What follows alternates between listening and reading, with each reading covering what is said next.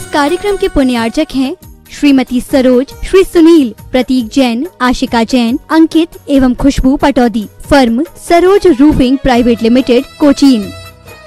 श्री राजेंद्र प्रसाद जी जैन, श्रीमती ममता जी जैन, श्री प्रशांत जी जैन, श्रीमती दिव्या जैन, पारस जैन, भरत जैन एवं समस्त परिवार, मुंबई।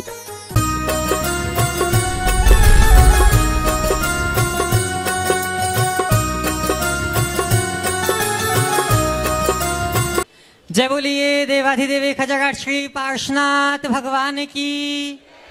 वर्तमान शासन नायक वर्धमान महावीर स्वामी भगवान की। परम पूज्य प्रातः स्मरणीय संत शिरोमणि आचार्य भगवान श्री विद्यासागर जी महाराज की।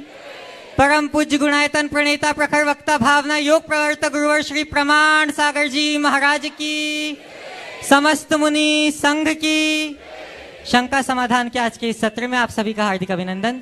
इससे पूर्व कि हम आज के इस सत्र को प्रारंभ करें, चलते हैं गुरुदेव के चरणों में, होते हैं विनीत इस भाव से कि हम भी अपने जीवन में गा सकें सहजता और सकारात्मकता के गीत। सभी लोग हाथ जोड़ेंगे, मस्तक झुकाएंगे और मेरे साथ बोलेंगे, हे गुरुदेव नमोस्तु नमोस्तु नमोस्तु। बंधुओं, परम पूज्य गुरुदेव के कदम निरंतर बड़े बाबा की अतिशायनी छाप के लिए चल रहे हैं और आज बढ़ते बढ़ते कटनी की धर्मानुरागी इस धरा को पूज्य गुरुदेव सत्संग शीतल छाया प्रदान कर रहे हैं। आज के प्रथम प्रश्न के लिए मैं आवाज़ दे रहा हूं अर्चना मुकेश जी कौशल कटनी से, और आपके बाद तैयार रहेंगे मधुर जी जैन कटनी से। नमोस्तु गुरुदेव। महाराज जी, मध्य लोक को त्रियक लोक भी कहते हैं, तो महाराज जी जम्बू द्वीप, लवण समुद्र, धातकी खंड आदि द्वीप समुद्र सभी एक दूसरे को गोल गोल घेरे हुए हैं, तो फिर त्रियक लोक कैसे कहते हैं? त्रियक मतलब ऐसे तिरछे फैला हुआ है, इसलिए त्रियक लोक कहते हैं। तिरछे एक दूसरे को घेरे घेरे हैं, लेकिन ऐसे फैले, ऊपर नीचे नहीं, इसलिए। नमस्ते महाराज जी। आगे मधुर जी जैन कटनी से, और आपके बाद रानू जैन विनम्र जी ग्राफिक्स कटनी से। नमस्ते महाराज जी। मेरा प्रश्न है कि मैं एक अच्छा विद्यार्थी कैसे बनूं और एक अच्छा आज्ञाकारी शिष्य कैसे बनूं? बहुत अच्छा सवाल। एक अच्छा विद्यार्थी बनने के लिए विद्यार्थी के गुणों को आत्मसात करो। लगनशील बनो, पहली बात। क्या बनना है? लगनशील। दूसरी बात, सहनशील बनो, समझ गए? तीसरी बात, संस्कारशील बनो, समझ गए? और चौथी बात, आज्ञाशील बनो, समझ गए? लगनशील, पढ़ाई में अच्छी लगन होनी चाहिए, अन्य कामों को हमको बिल्कुल ध्यान नहीं देना। सहनशील, कष्टों को सहना चाहिए। पहले एक कहावत थी, विद्या सुखार्थी चेत कुतो विद्या, विद्यार्थी चेत कुतो सुखम। सुख को त्यागो, सहन करो, अपने आप को स्ट्रांग बनाओ, समझ गए? अपने संस्कारों को दृढ़ रखो और अपने परिवारजनों को, माता पिता को, बड़े जनों की और अपने शिक्षकों की आज्ञा का अनुसरण। नमस्ते महाराज। अगला। अगले प्रश्न के लिए रानू जी जैन विनम्र जी ग्राफिक्स कटनी से, और आपके बाद जिनाज्ञा परिवार कटनी ग्रुप, और आपके बाद वरदश जैन कटनी से। पूरे ग्रुप को एक सवाल मिला है, संतोष हो जाएगा? चलो जल्दी आ जाओ सब। जिनाज्ञा परिवार के 90 सदस्य बहनों के परिवार के प्रत्येक सदस्य की ओर से उपकारी गुरु के चरणों में अनंत कोटि नमोस्तु महाराज श्री जी। सभी छुल्लक महाराज जी के चरणों में एक शामी महाराज श्री जी। महाराज श्री जी, एक कारण के समाधान की आशा है कि जो बच्चे बचपन में माता पिता के प्रोत्साहन से पाठशाला आते हैं और खुशी खुशी आते हैं, वही बच्चे जब कुछ बड़े हो जाते हैं तो पाठशाला आने से कतराने लगते हैं, कुछ शर्म सी महसूस करने लगते हैं। तो ऐसे बच्चों के पीछे क्या कारण हो सकते हैं? वो कौन सी त्रुटियां हैं जिन्हें हम दूर करें और उन बच्चों को पाठशालाओं से जोड़ें जिसमें उनका आगे का भविष्य अच्छा बन सके? नमस्ते। बच्चों की उम्र के अनुसार उनका पाठ्यक्रम भी परिवर्तित होना चाहिए। आज के बच्चे बड़े शार्प हैं और अलग अलग उम्र समूह के बच्चों की पाठशाला में अलग अलग व्यवस्था होनी चाहिए।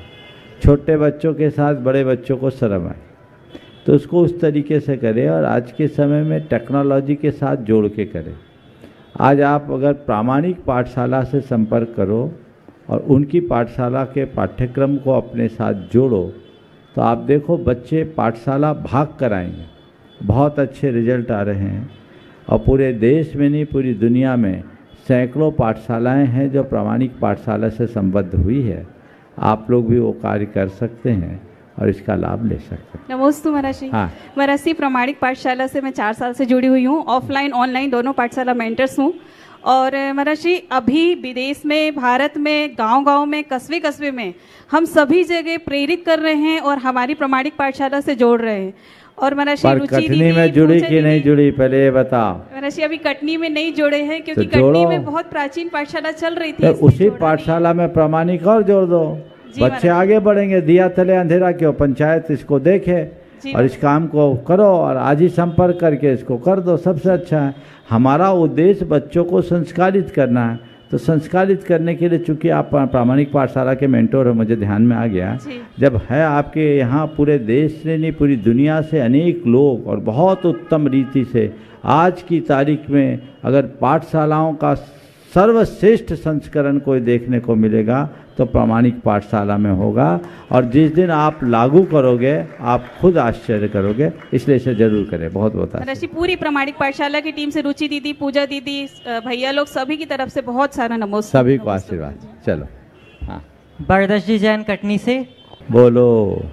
नमस्ते महाराज जी, मेरा प्रश्न ये है, मेरा बर्थडे 12 मार्च को आता है, तब मैं 12 मई को आता है, तब मैं 8 साल का हो जाऊंगा, तब मैं क्या क्या करूंगा? 8 साल के जब हो जाओगे ना तो उस दिन अपने बालों का मुंडन कराना, गुरु के पास आकर जैन संस्कार संपन्न कराना, भगवान का अभिषेक करना, गौशाला में जीवों की रक्षा के लिए दान देना, बन सके तो गौशाला जाकर उन्हें कुछ गोघास खिलाना और परिवार के लोग सब उसे तिलक लगाकर उसके ऊपर मंदिर के शेषाक्षत छेप कर दीर्घायुष्को भव, धर्म धुरंधरो भव, कुलवर्धको भव, यशस्वी भव, तेजस्वी भव, मनस्वी भव, तपस्वी भव का आशीर्वाद देना और लोगों का मुंह मीठा करना, ये तरीका। महाराज जी आपको कटनी आना पड़ेगा। हाँ, हम आप करते हैं, हम जहाँ होंगे वहाँ आ जाना। चलो आगे दो।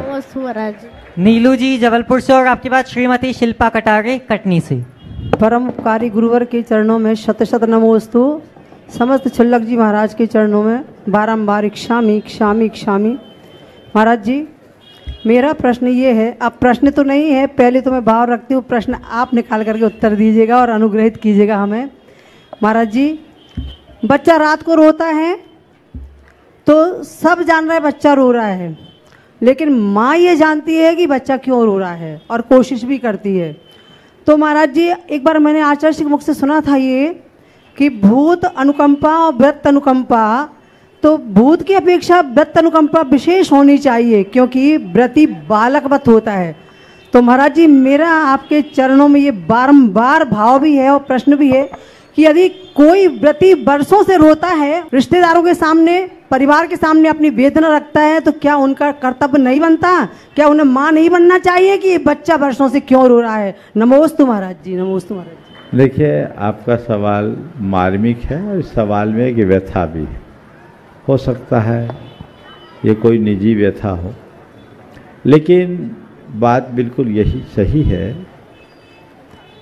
जिस घर में अगर व्रती रोता है तो समझना उसका भाग्य भी रोएगा, और जिस घर में व्रती का सत्कार होता है उस घर में पुण्य की श्री वृद्धि होती। इसलिए अगर घरों में व्रती हो तो आपको उनकी परिचर्या में सहायक बनना चाहिए। कई व्रतियों के साथ ऐसी स्थिति बनती है कि वो अशक्त होते हैं और परिवारजन उनके व्रतों के अनुपालन में बाधक बन जाते हैं, जो उनके लिए बड़े संक्लेश का कारण बनता है। खुद कर नहीं पा रहे हैं, व्रत में दोष लग रहा है, अंदर से आकुलता हो रही है और सामने वाला साथ नहीं निभा रहा। तो आपका प्रश्न बहुत व्यापक संदर्भ है और मैं दोनों संदर्भों में बात करूंगा। पहले तो घर से बात शुरू करूं।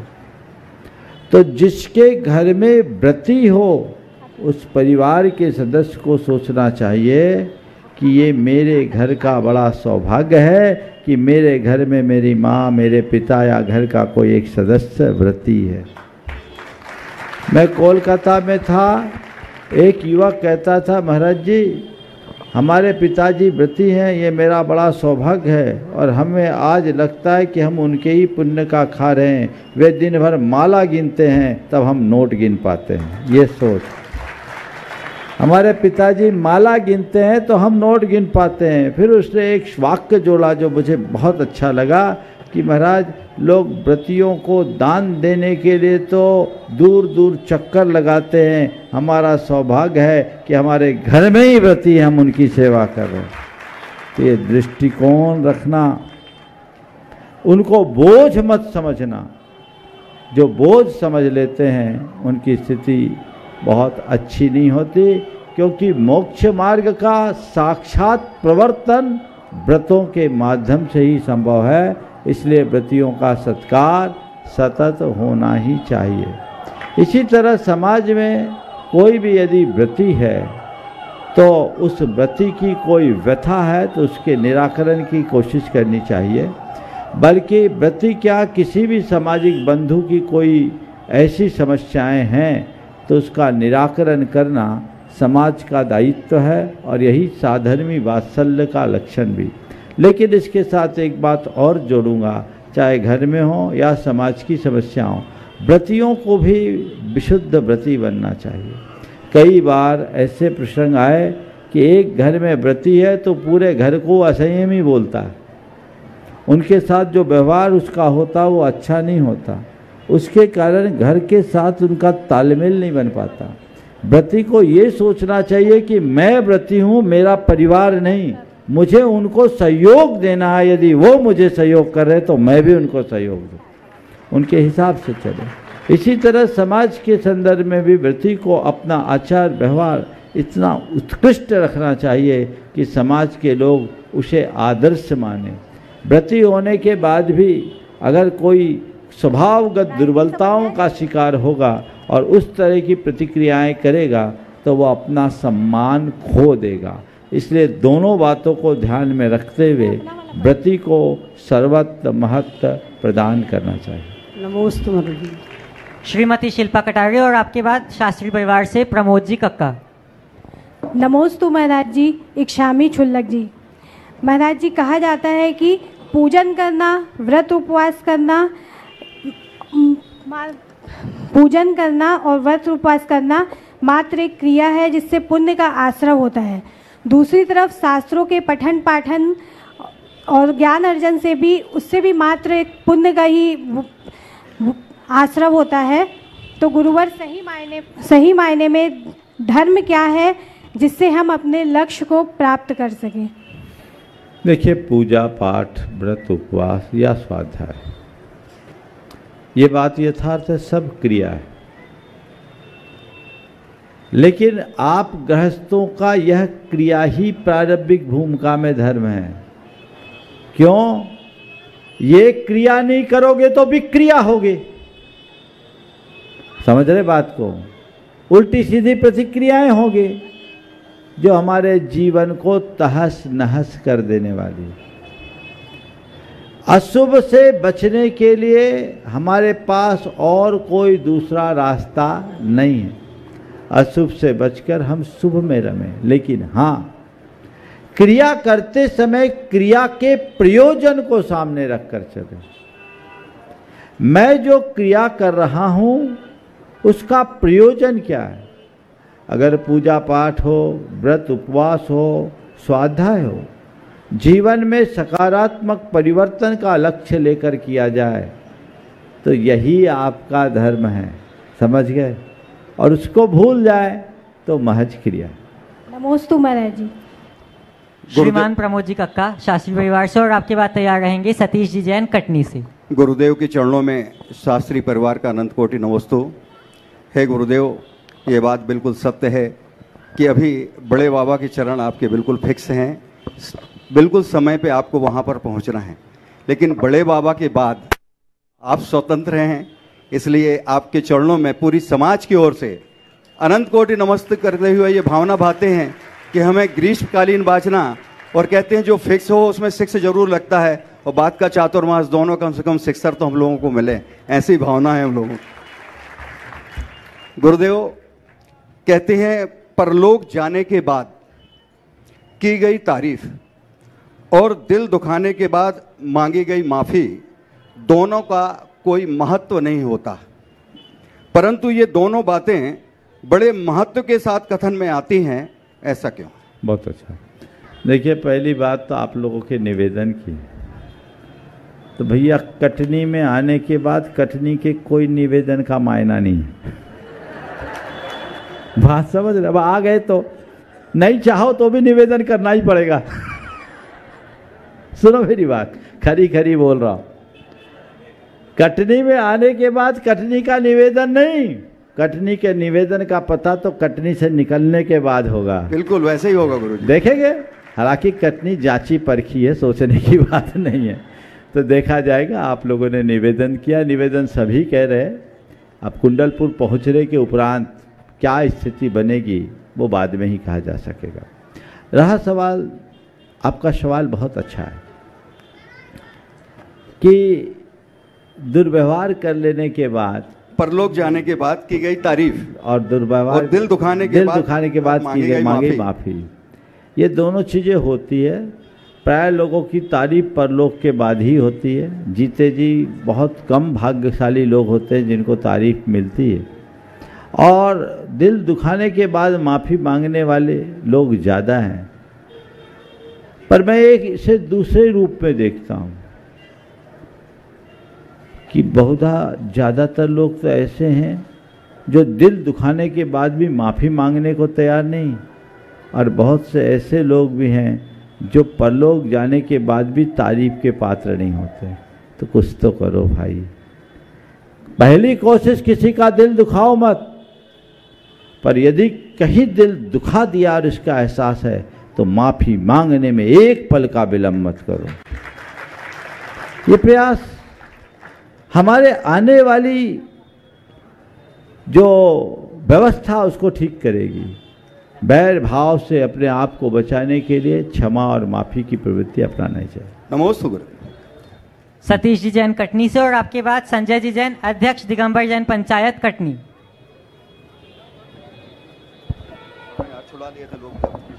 आचार्य परमेश्वरी भगवान की जय हो, कुंडलपुर के बड़े बाबा की जय हो, हे गुरुवर नमोस्तु नमोस्तु, CC 108 प्रमाण सागर महाराज जी की जय हो।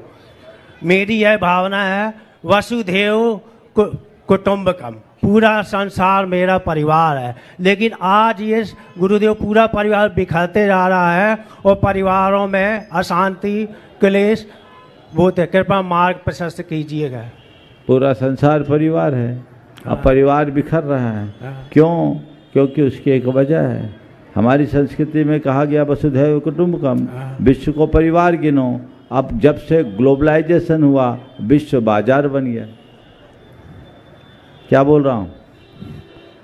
विश्व बाजार बन गया तो परिवार भी बाजार की तरह है। अगर हम विश्व को परिवार की तरह देखेंगे तो हम ठीक रह पाएंगे, और परिवार की तरह देखने के लिए हमें अपने परिवार को बांधने की ज़रूरत है, लेकिन मनुष्य की सोच बाजार की जैसी हो रही है, इसलिए सब गड़बड़ है। नमोस्तु नमोस्तु। संजय जी जैन, अध्यक्ष दिगंबर जैन पंचायत कटनी, और आपके बाद हेमा जी, सोहम सिद्धोहम जी कटनी से। महाराज जी को नमोस्तु नमोस्तु नमोस्तु। छुल्लक महाराज जी को इच्छामी इच्छामी इच्छामी। महाराज जी, जो आगामी 16 तारीख को कुंडलपुर में महाकुंभ होने जा रहा है, उस महाकुंभ में एक कटनी एक द्वार है कुंडलपुर के लिए।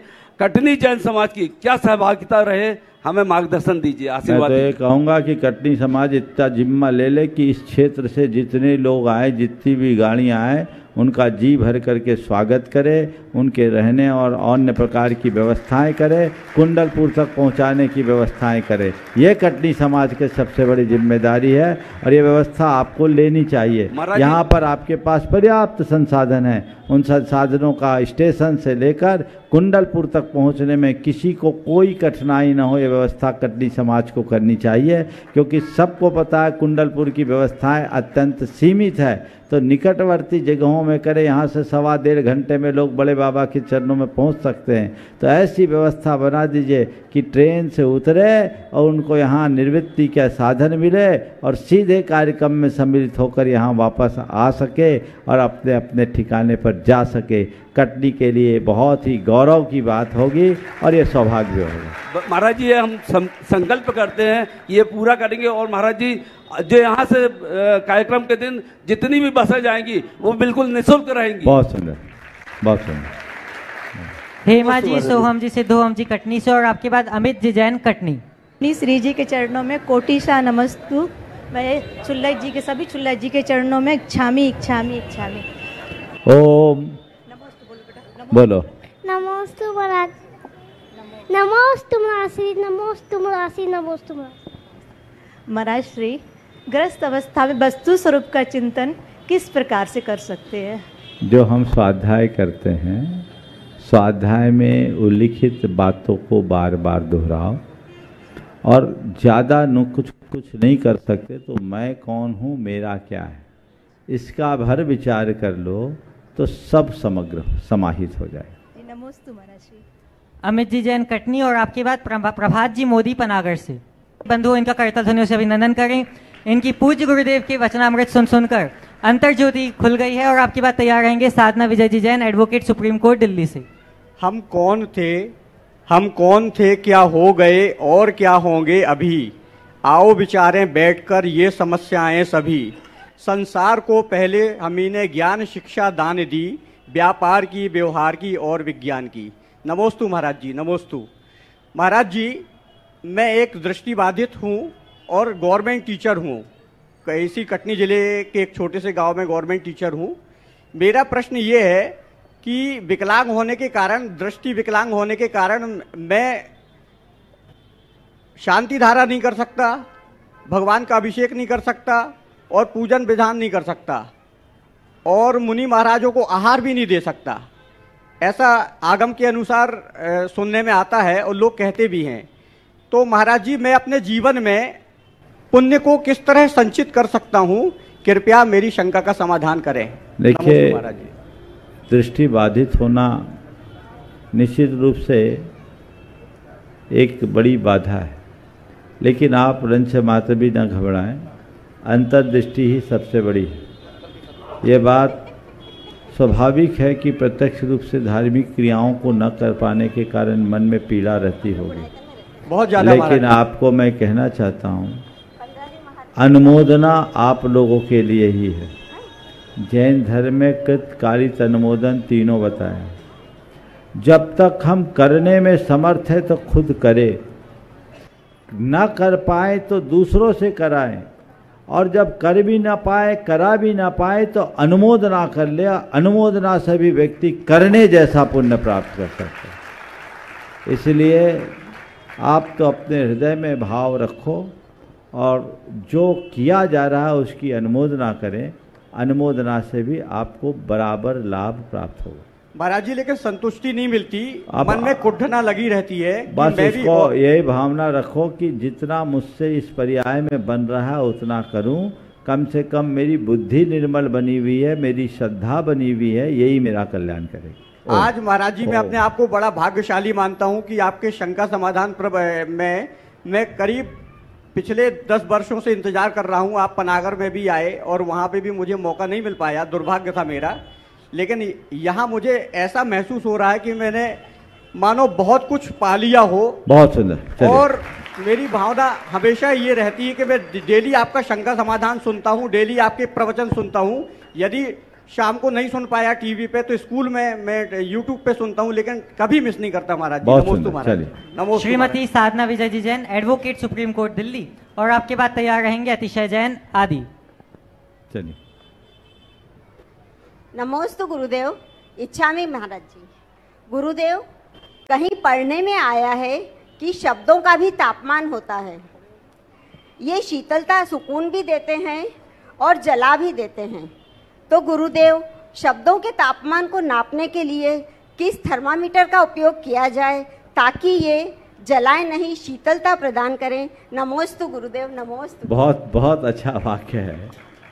शब्दों का भी तापमान होता है, ये शीतलता भी प्रदान करते हैं और जला भी देते हैं। आपने पूछा है दोनों प्रकार के शब्दों को मापने का थर्मामीटर क्या है। देखिए, थर्मामीटर से जब हम बुखार नापते हैं तो शरीर के ताप को देखकर नापते हैं कि भैया है। जी गुरुदेव। बोली के व्यवहार को करते समय यदि हमारे मुख में मिठास हो तो समझना ये शीतलता प्रदान करने वाली, और मुख में खटास हो जाए तो समझ लेना ये जला लेने वाली। जी गुरुदेव। तो हमेशा मुख में मिठास रखने का प्रयास करना चाहिए। और मैं अक्सर कहता हूँ, जिसके मुख में मिठास उसका हर दिल में निवास। जी गुरुदेव। जिसके मुख में मिठास उसका हर दिल में निवास, जिसके मुख में खटास कोई न फटके उसके पास। समझ गए? इसलिए बच के तो। नमस्ते। अतिशय जैन आदि, और आपके बाद श्रीमान अतुल शीतल जी लाधानी, बक्सरा गुजरात से। नमोस्तु महाराज जी, इच्छामी महाराज जी। मेरा नाम अतिशय जैन है। मुझे किसी की जरूरत नहीं है, यह अहम है। सबको मेरी जरूरत है, यह वहम है। दोनों चीजें हानिकारक है गुरुदेव, इसका त्याग कैसे करें? बहुत अच्छा वाक्य है। मुझे किसी की जरूरत नहीं, ये अहम है, और सबको मेरी जरूरत है, ये वहम है। आपने पूछा अहम और वहम दोनों से बचने का रास्ता क्या है। मैं तो ये कहता हूँ, अरहम को जान लो, ना अहम बनेगा ना वहम। क्या करो?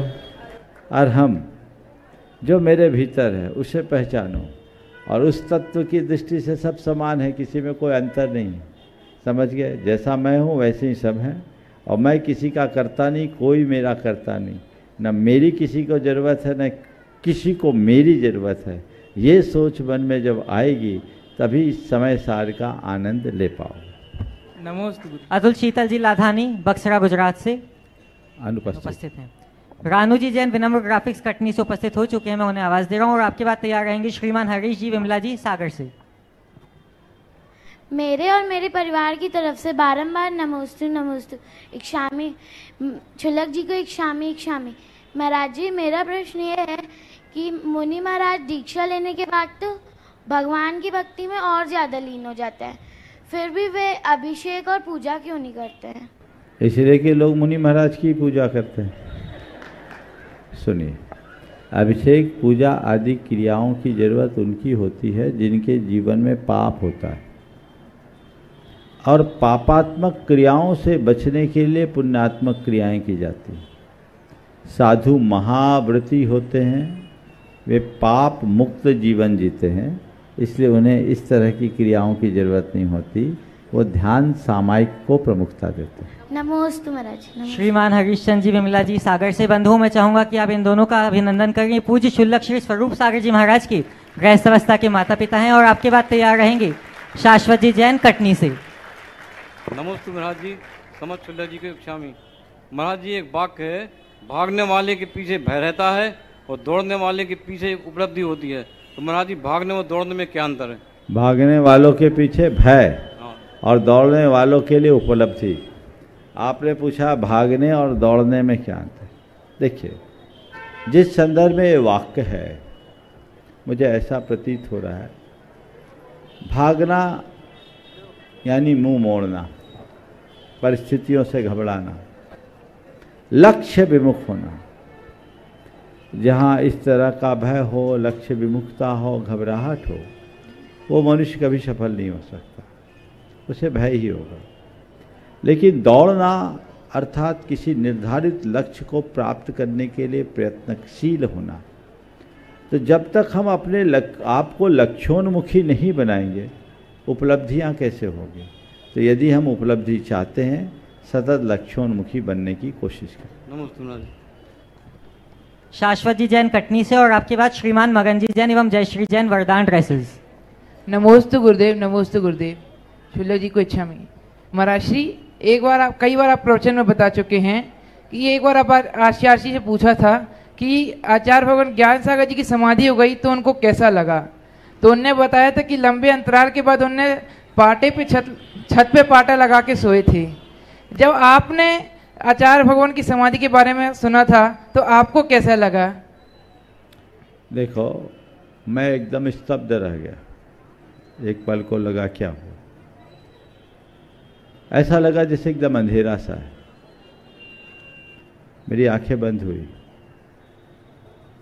लेकिन अगले ही पल मुझे ऐसा लगा कि अभी आचार्य श्री हमारे साथ हैं और उसका एहसास हर श्वास में। समझिए, ज्ञान सागर जी महाराज और आचार्य महाराज के साथ की जो स्थिति थी वो अलग थी।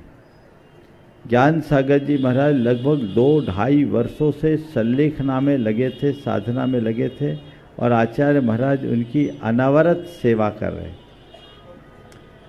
और वो एक बहुत सहज जो संलेखना की सामयिक प्रक्रिया होती है उस दौर से गुजरे। आचार्य महाराज को अपने कर्तव्य की पूर्ति का पूर्ण आनंद है। आचार्य महाराज की ये समाधि अचानक हुई, हम लोग समझ भी नहीं पाए। इस बात का बड़ा दुख हुआ कि हम वहाँ पहुँच नहीं पाए। काश अगर हम बीच में नहीं रुके होते तो संभवतः गुरु चरणों में होते। लेकिन अब इन सब चीज़ों को कहने से कोई फायदा नहीं। जो योग था, जो होनहार था, वो हो गया, और ये सोचकर हम लोग अपने मन को समझा। नमोस्तु गुरुदेव। श्रीमान मगन जैन एवं जयश्री जैन वरदान ट्रेसिस से, और आपकी बात मधु जी जैन कटनी से। गुरुदेव जी को नमोस्तु 3 बार। गुरुदेव जी, मेरी शंका यह है कि जब सती अंजना अपनी सहेलियों के साथ वार्तालाप कर रही थी, उस समय पवनजय के मन में क्या विचार आए थे जिससे 22 वर्ष का वियोग सहन करना पड़ा सती अंजना को?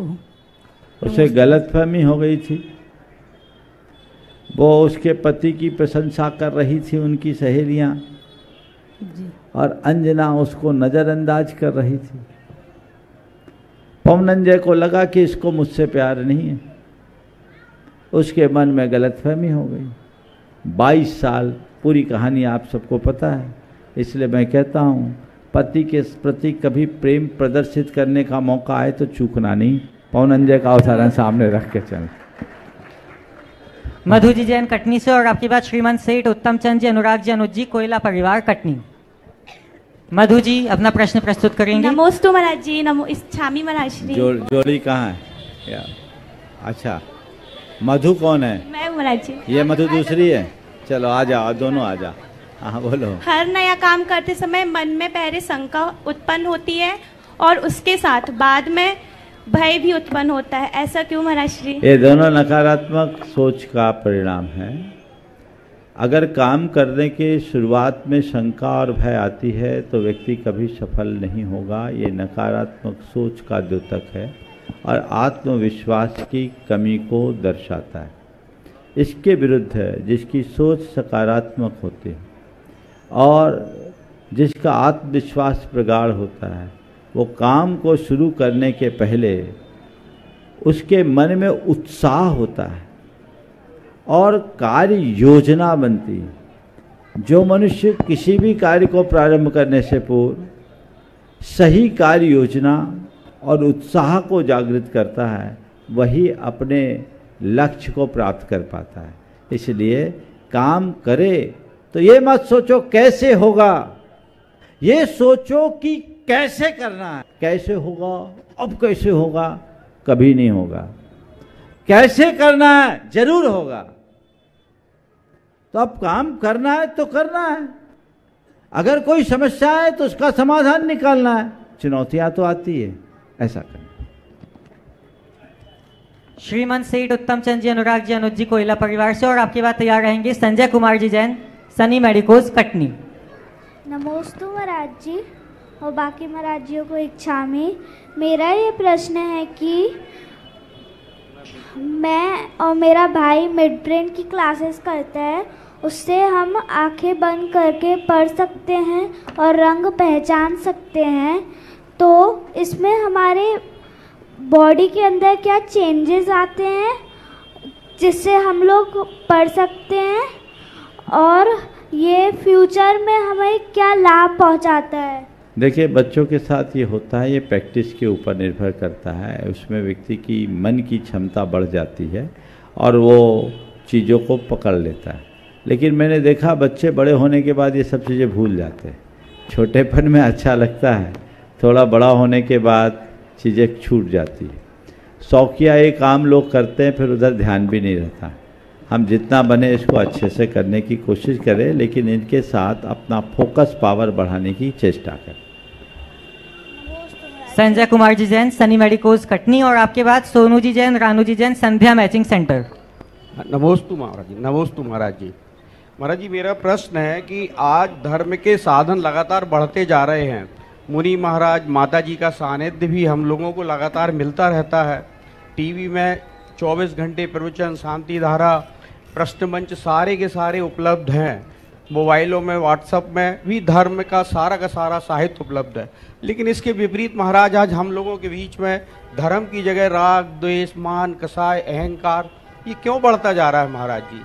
धर्म तो पंचम काल के आखिरी तक रहना है, तो ये क्या धर्म का हास्यपन माने इसको आज? देखिए, मैं आपसे ये कहूँगा, ये बात बिल्कुल सही है कि धर्म के साधन बढ़े और लोगों की सहभागिता भी बढ़ रही। लेकिन दूसरी तरफ देखो तो पाप और दुनियादारी के साधन भी अनुपाततः बहुत बड़े हैं। लोग घंटे भर धर्म ध्यान करते हैं, वो भी आधे अधूरे मन से। बाकी 23 घंटा क्या करते हैं? पूरी की पूरी नकारात्मक बातों में अपने जी को उलझा के रखते हैं। तो ऐसी स्थिति में जो पूरी तरह से नकारात्मकता से ग्रसित होंगे, वो अपने जीवन को बेहतर कैसे बना पाएंगे? आप धर्म ध्यान करो, अंतर मन से करो, डूब के करो, तो मैं दावे के साथ कहता हूँ, जो विशुद्ध भाव से धर्म ध्यान करता है उसके जीवन में विलक्षणता आए बिना नहीं रहते। आज भी ऐसे लोग हैं। लेकिन जो ऊपरी मन से धर्म ध्यान करते हैं, आधे अधूरे मन से धर्म ध्यान करते हैं और धर्म ध्यान करने के साथ दूसरी बातों में ज़्यादा जी लगाते हैं, उनका हाल बेहाल होता है। और व्हाट्सएप तो केवल दूसरों के लिए होते, खुद के लिए तो होते नहीं। लोग बिना पढ़े मैसेज फॉरवर्ड करते हैं। तो वो सब चीज़ें, सोशल मीडिया को मैं बहुत अच्छे साधन के रूप में नहीं देख पाता। लेकिन अन्य माध्यमों से जो धर्म ध्यान के साधन हैं, मैंने पाया है हजारों लोगों का जीवन रूपांतरित हुआ है, उनके जीवन में बड़ा बदलाव हुआ है। जो अंतर मन से जुड़कर धर्म ध्यान करेगा उसके जीवन में बदलाव जरूर आएगा। लेकिन जो आधे अधूरे मन से धर्म ध्यान करते हैं, उनके बदलाव की कोई गारंटी। सोनू जी जैन, रानू जी जैन, संध्या मैचिंग सेंटर, और आपके बाद सुनीता जी जैन कटनी से। नमोस्तु महाराज जी। इच्छा में महाराज जी। इच्छा में महाराज मधु जैन इधर से। महाराज जी, हमारे यहाँ पर निर्यापक मुनि श्री का वो हुआ, चौमासा हुआ महाराज जी। नाम और बोल दो, काय छुपा रही? समता सा महाराज जी का। बोलो। तो महाराज जी, सब लोग बोलते हैं अब तुमको ये नहीं खाना चाहिए, यहाँ नहीं जाना चाहिए, ये नहीं पहनो, ऐसा करो, तो लोगों को क्या जवाब दे महाराज जी ऐसे में? अच्छी तो सलाह दे रहे अरे तुम्हें आगे बढ़ने की बोल रहे हैं, और अच्छा ऐसा कर लोगे तो सोनू को फायदा हो जाएगा बहुत सारी बचत हो जाएगी। लोगों को जो ऐसा बोले बहुत अच्छा। आपकी इस सदा सहता के लिए धन्यवाद कि आप हमें वैराग्य की पथ पर आगे बढ़ा रहे हैं। सुनीता जी जैन कटनी से, और आपके बाद मधु जी जैन। नमोस्तु महाराज जी। नमोस्तु महाराज जी। नमोस्तु महाराज जी। मेरा प्रश्न यह है सर महाराज जी कि मैं संस्कृत पढ़ाती हूँ, मैं अपना अध्यापन कार्य में कैसे वृद्धि करूं ताकि बच्चे संस्कृत विषय से अग्रसर हो सकें? देखिए, आज तो पाठ्यक्रम में संस्कृत को महत्व दिया गया है जी, शायद उसे अनिवार्य बता दिया गया है। थोड़ा सा उसको और टेक्निकल तरीके से प्रस्तुत करने का प्रयास कीजिए जी। अगर उस तरह से टेक्निकली आप पढ़ाओगे, और संस्कृत के लिए तो बहुत सारे टिप्स भी निकले हैं जो आधुनिक तरीके से संस्कृत को बहुत सरलतम बनाकर कर रहे हैं, तो बहुत फर्क पड़ता। नमोस्तु गुरुदेव। नमोस्तु गुरुदेव। मधु जी अपना प्रश्न प्रस्तुत करेंगे, और आपके बाद विजय जी विश्व कटनी से। नमोस्तु महाराज जी। छुल्लक जी के चरणों में बार बार इच्छामी। महाराज जी ये प्रश्न मेरा नहीं है, मेरी बहू का है। महाराज जी मुझे हमेशा सपने में भगवान मंदिर जी ही दिखते रहते हैं, हमेशा वो मंदिर दिखते हैं जो मैंने कभी देखे नहीं है, ऐसा क्या होता है? देखिए, स्वप्न शास्त्र के अनुसार मंदिर आदि का दिखना शुभ लाभ का द्योतक होता है। देव प्रतिमा देखना, निर्गंथ गुरु को स्वस्थ अवस्था में देखना लाभ का द्योतक है। अगर दिख रहा है तो कुछ लाभ ही होगा, लेकिन जो सपने अक्सर दिखते हैं उसका कोई अर्थ नहीं।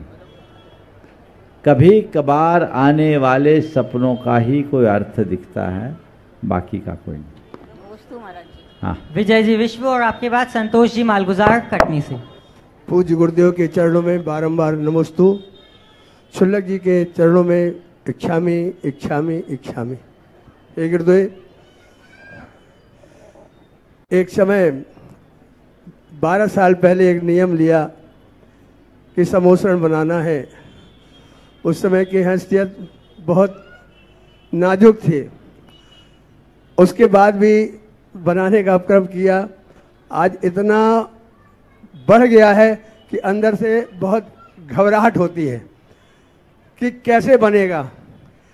आपने मेरे जीवन को संभाला है, मेरे को जाते जाते वापस बुलाया है, तो मैं तो यही समझता हूँ कि आपकी कृपा से ही मेरा ये जीवन है।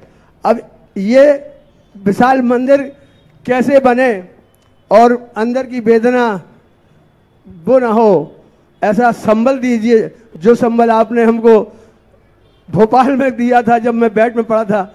अब ऐसा संबल दें कि ये विशाल मंदिर बहुत ही अच्छे तरह से बन सके और मेरा आखिरी जो मन में जो भावना थी समोसा बनाने की वो पूरी हो सके। नमोस्तु भगवान।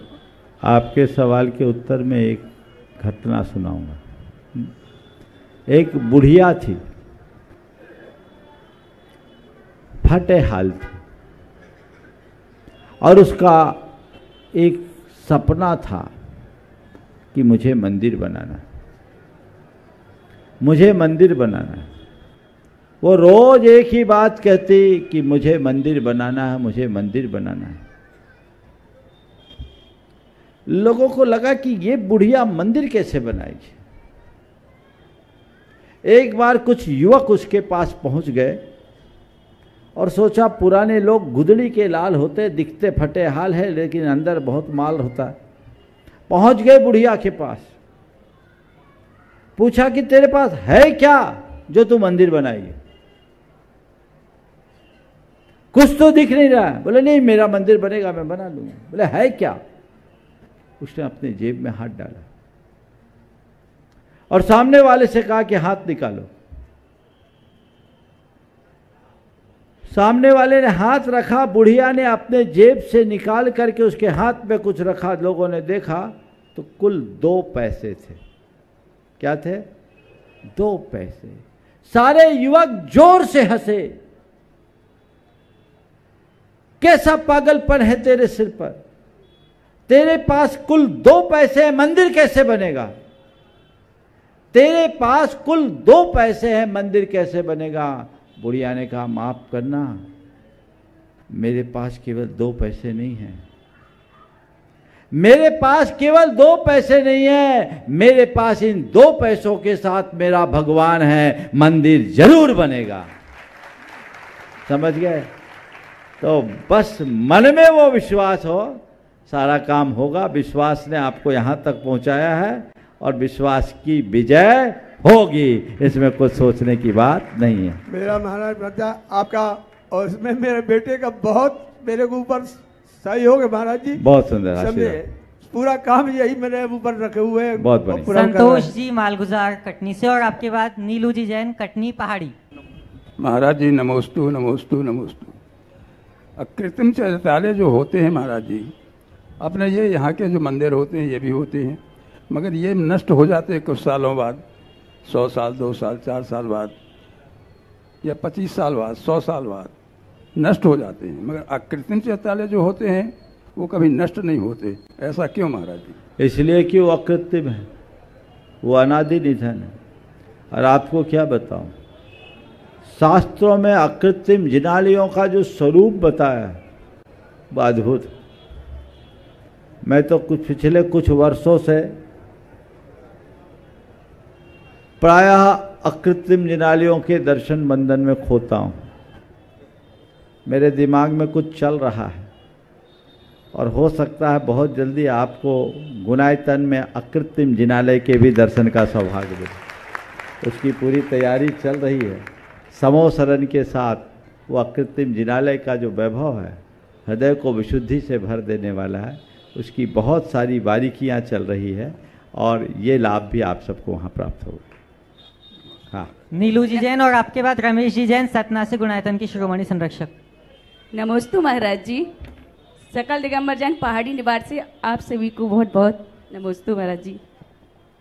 महाराज जी, प्रश्न ये है कि महाराज जियों का विहार कराते समय हमें व्यवस्थाओं में विशेष रूप से किस प्रकार का ध्यान रखना चाहिए?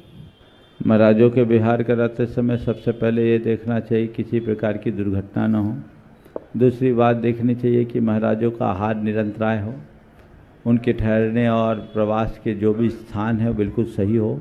तीसरी बात, जो साथ चल रहे हैं उनको कोई कमी ना हो, उनको ईंधन पानी पर्याप्त मिलता रहे व्यवस्थित, ताकि वो विहार करे तो आनंद से भर कर करे, उन्हें कोई कमी का एहसास न हो। नमोस्तु महाराज जी। नमोस्तु महाराज श्री। रमेश जी और आपके बाद सिद्धार्थ जी सतना से। नमोस्तु महाराज श्री। क्षुल्लक महाराजों के चरणों में इच्छा में महाराज श्री, परिवर्तन प्रकृति का नियम है। ऐसी कोई निशानी होती जिसके गर्भ से भोर का उदय ना होता हो, लेकिन वर्तमान में ऐसा देखने में आता है कि प्रकृति में भी कई बार असाधारण परिवर्तन देखने को मिलते हैं और ऐसे ही परिवर्तन व्यक्ति के स्वभाव में भी देखने को मिलते हैं और इनका प्रभाव नकारात्मक पड़ता है। ऐसा क्यों हो रहा है, कृपया मार्गदर्शन प्रदान करें। देखिए, परिवर्तन दो तरह का है, एक प्रकृति जन्य परिवर्तन और दूसरा परिस्थिति जन्य परिवर्तन। जी। प्रकृति जन्य परिवर्तन सदैव सकारात्मक होता है क्योंकि वो नैसर्गिक होता है। नैसर्गिक परिवर्तन में कहीं विध्वंस नहीं होता, लेकिन परिस्थिति जन्य परिवर्तन कई बार बड़ा खतरनाक होता है क्योंकि वह मानव की विकृति का परिणाम होता है। हम वातावरण में भी जो ये परिवर्तन देख रहे हैं, इसका जिम्मेदार कौन है? कौन है? ये स्वाभाविक परिवर्तन नहीं है, जी जी, ये विकृति है और इसको जन्म देने वाला मनुष्य है। जी। और इसी तरह जब मनुष्य के चित्त में विकार बढ़ जाता है, विकारों का वेग आ जाता है, तो उसके स्वभाव में भी नकारात्मक परिवर्तन हो जाता है। इसलिए हम प्रकृति जन्य परिवर्तन को स्वीकार करें पर परिस्थिति जन्य परिवर्तन से बचे।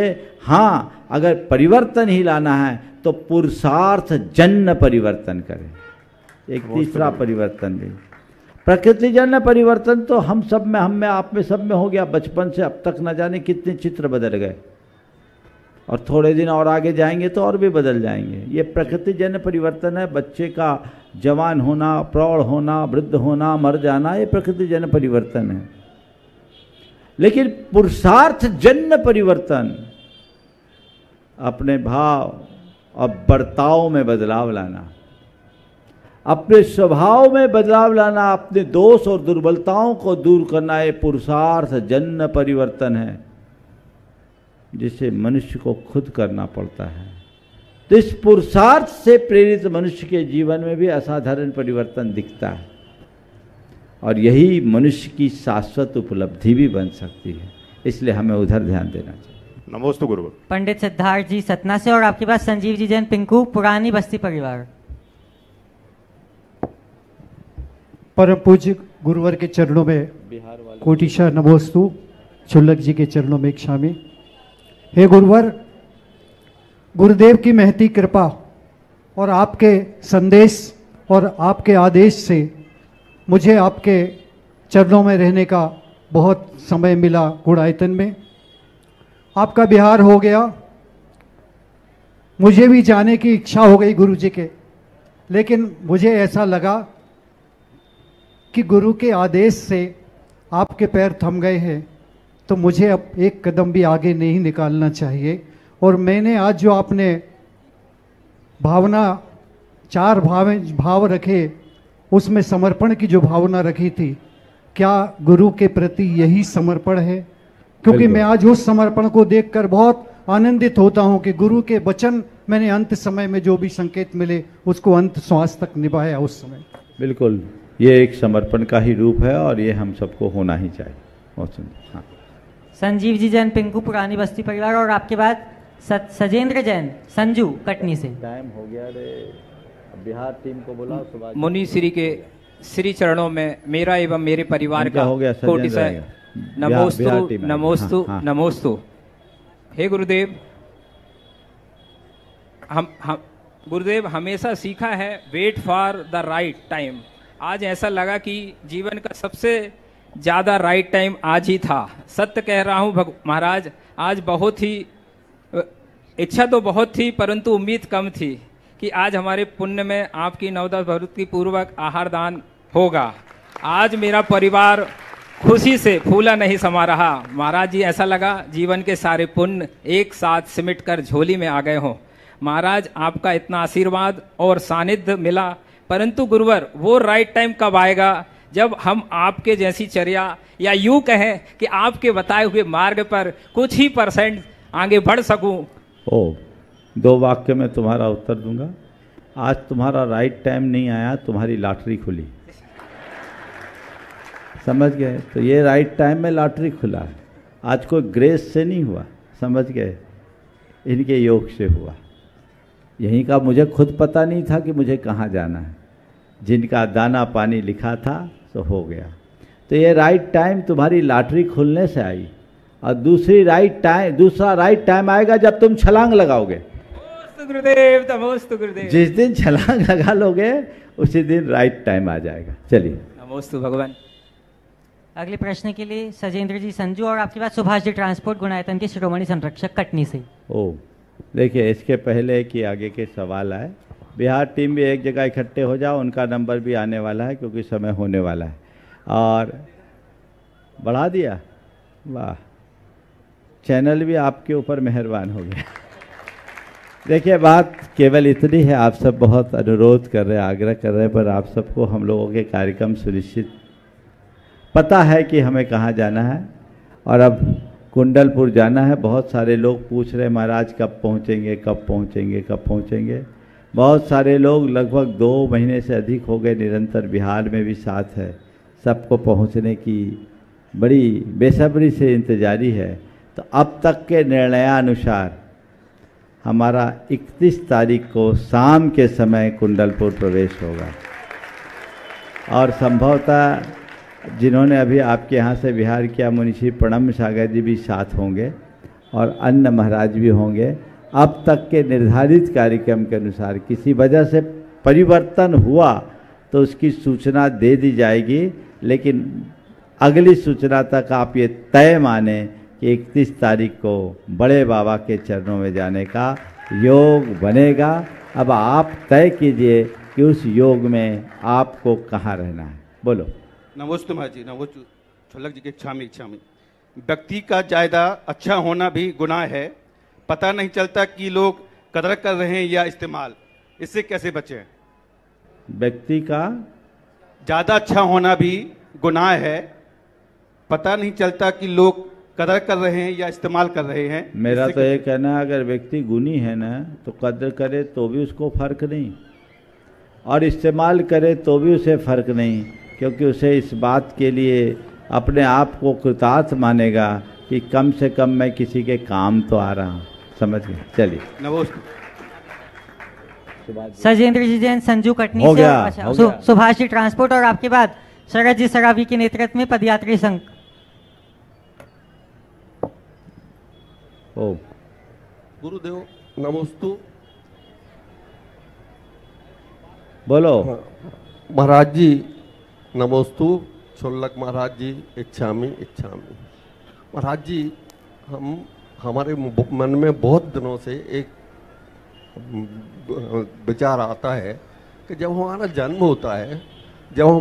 होता है तो हम सबसे अलग होते हैं, बिल्कुल फ्री होते हैं, और जैसे ही जन्म के बाद हम इस संसार में रचते हैं और ये भूल जाते हैं कि मृत्यु में भी हमारी वो स्थिति होने वाली है।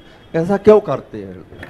थोड़ा सा अपनी तरफ भी देखना बहुत जरूरी है। बताइए महाराज जी कैसा करें? यही संसार का हाल है, जानते हुए भी अनजान बन जाते हैं। इसी को बोलते हैं मोह। जो सब कुछ देखने के बाद भी ना देखने दे, दिखाई सब पड़ रहा है पर स्वीकारने न दे। मनुष्य के मन का मोह जीवन भर इस चिरंतन सत्य को झुटलाने में लगा रहता है। जबकि हम लोगों को बचपन में भी ये बताया गया, राजा राणा छत्रपति हाथिन के असवार, मरना सबको एक दिन अपनी अपनी बार। हम ये कहते जरूर है पर पूरे जीवन इस सत्य को झुटलाने में लगे रहते हैं। मरना तो है, हमें भी मरना है, पर अभी हमें नहीं मरना, अभी औरों को मरना है। मेरी बारी अभी नहीं आई, यही मोह है। और जब तक ऐसा मोह हावी रहेगा, जीवन का यही क्रम बना रहे। चलिए आखिरी शरद जी सरावगी की नेतृत्व में पदयात्री संघ और प्रश्न प्रस्तुत करेंगे अक्षय जी जैन, और आपके बाद तैयार रहेंगी श्रीमती तारा जी जैन कटनी से। आखिरी सवाल बोलो। नमोस्तु महाराज जी। महाराज जी, मेरी शंका है कि जब बांसुरी की छाती में छेद कर देते हैं और उसकी गर्दन पकड़ के उसको बोलने के लिए बोला जाता है, तब भी उसकी आवाज़ मधुर निकलती है। लेकिन हमसे कोई बोल दे कुछ उल्टा सीधा तो हमारी बोली ऐसे निकलती है कि जैसे सामने वाले की छाती में छेद कर दे। तो ऐसी स्थिति में समता भाव कैसे रखें? देखो, सबसे पहली बात, बहुत अच्छा वाक्य कहा। बांसुरी की छाती में छेद करने के बाद जब गर्दन पकड़ करके बोला जा, उसको बोलने के लिए बोला जाता है तो मधुर बोलती है। तो पहले मैं बांसुरी का विश्लेषण करता हूँ। बांसुरी मधुर क्यों बोलती? आपको पता है बांसुरी में माधुर्य क्यों है? उसकी 3 गुण हैं। पहला, उसमें कोई गांठ नहीं है। क्या है? कोई गांठ नहीं है। दूसरा, वो बिना बुलाए नहीं बोलती। और तीसरा, वो अपने भीतर कोई विकार नहीं रखती। जब उसमें फूंक मारी जाती, इन छेदों से अपना सारा विकार बाहर निकाल देती। क्या बोला मैंने? पहली बात, बांसुरी में कोई गांठ नहीं होती। दूसरी बात, बिना बुलाए बोलती नहीं। और तीसरा, जब उसमें फूंक मारे जाए तो अपने विकार को बाहर निकाल देती। ये तीनों गुण तुम अपने अंदर ले आओ, सर्वत्र माधुर्य की वर्षा होगी। तुम्हारे अंदर गांठ है, तुम्हारे भीतर विकार है, और बिना बुलाए बोलने की आदत है, तो ठुकोगे, फिर छाती में कील जैसी लगेगी। इसलिए इस आदत को बदल दो, जीवन बदल जाएगा। श्रीमती तारा जी जैन कटनी से, और आपके बाद समृद्धि जी जैन कटनी से। नमोस्तु मुनि श्री, नमोस्तु नमोस्तु नमोस्तु। इच्छामी छुल्लक जी। इच्छा महाराज श्री, अपने प्रति कठोर और दूसरे के प्रति संवेदनशील कैसे बने? अपने प्रति कठोर और दूसरों के प्रति संवेदनशील कैसे बने? अपने प्रति कठोर बनना है तो सहनशील बनो, और दूसरों के प्रति संवेदनशील बनना है तो उनकी आत्मसत्ता को स्वीकार करो। जी महाराज। चलिए, नमोस्तु। अगला समृद्धि जी, और आपके बाद सतीश जी सुरभि जी जैन पाटन परिवार। हाँ, जल्दी। नमोस्तु महाराज जी। मैं अलग अलग मुनियों के प्रवचन सुनती हूँ, तो सभी के प्रवचन में आगम की व्याख्या अवश्य होती है। तो हर जगह आगम अलग अलग क्यों बताया गया है महाराज जी? आगम तो एक ही है ना? आगम अलग अलग नहीं है, आगम एक है, पर व्याख्याकार अलग है, तो व्याख्या थोड़ी तो अलग होगी ना। पर यह देखना चाहिए कि व्याख्या में मूल तो अलग नहीं हो रहा है। अगर मूल अलग है तो सावधान हो जाना। नमस्ते महाराज जी। श्रीमती सतीश जी सुरभि जी जैन पाटन परिवार कटनी से। ओम। मेरे इष्ट गुरु के चरणों में बारंबार नमोस्तु, छुल्लक जी के चरणों में इच्छामी। मुनिश्री जी, किसी में कमी दिखाई दी उसको समझाइए, और सभी में कमी दिखाई दे तो खुद को समझाइए। इस कथन से क्या तात्पर्य? बहुत सही बात है।